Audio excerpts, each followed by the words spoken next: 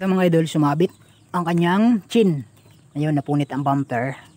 So gagamitan niya natin ng fiber mat para maibalik natin yung kanyang mga basag. So ito basag ito at ito pahiwalay.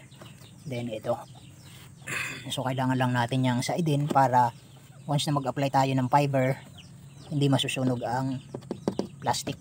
So kasi pagka ipinatong yan natin sa pintura, nalulusaw ang pintura dahil mainit ang kanyang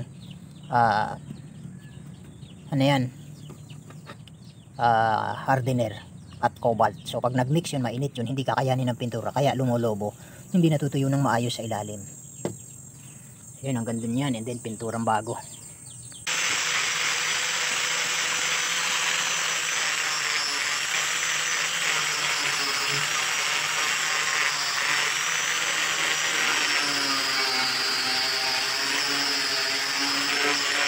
So ayun, kailangan nating masaid na mabuti, walang matitirang pintura hanggat maaari, pati masilya.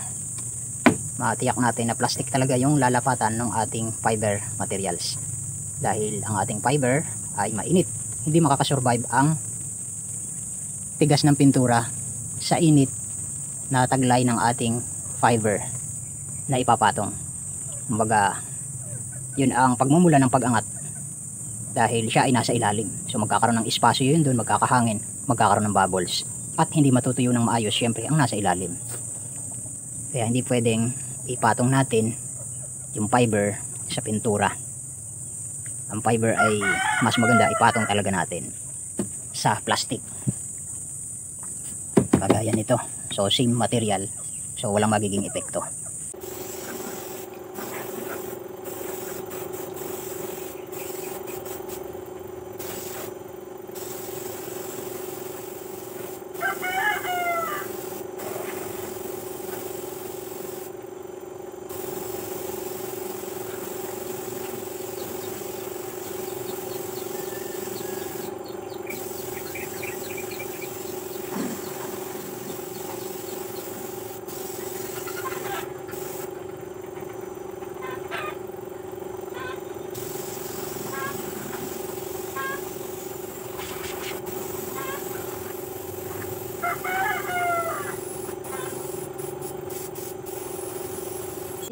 Ating ililinisin na para maalis ang lagkit before tayo mag-apply ng masilya.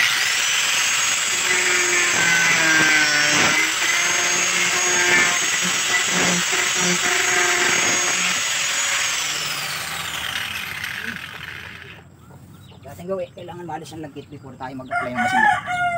So bahala na kayo kung gusto nyo mag-primer or i-direct na yung masilya, kasi hindi naman yan lata, plastic yung ating papatungan. So para sa akin, pwede na natin yung patungan ng masilya direct na. Pero mas maganda kung meron kayong plastic primer, so applyan nyo na rin.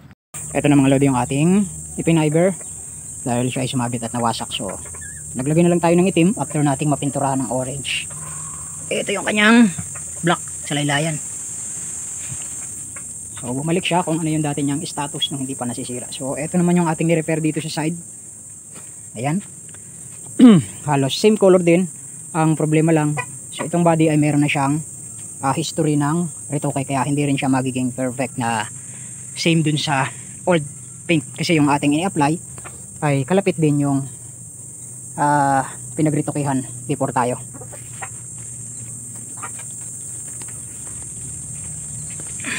Pwede na natin tanggalin to.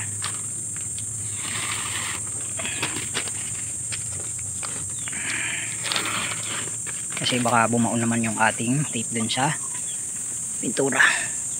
Maigi na yung sigurado.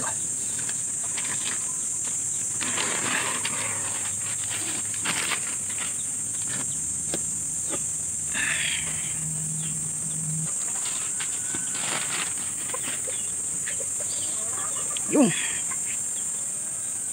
balik sa dati.